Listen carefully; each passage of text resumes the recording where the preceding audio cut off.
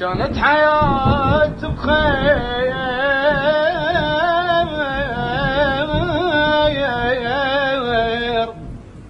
وما عندي أي هموم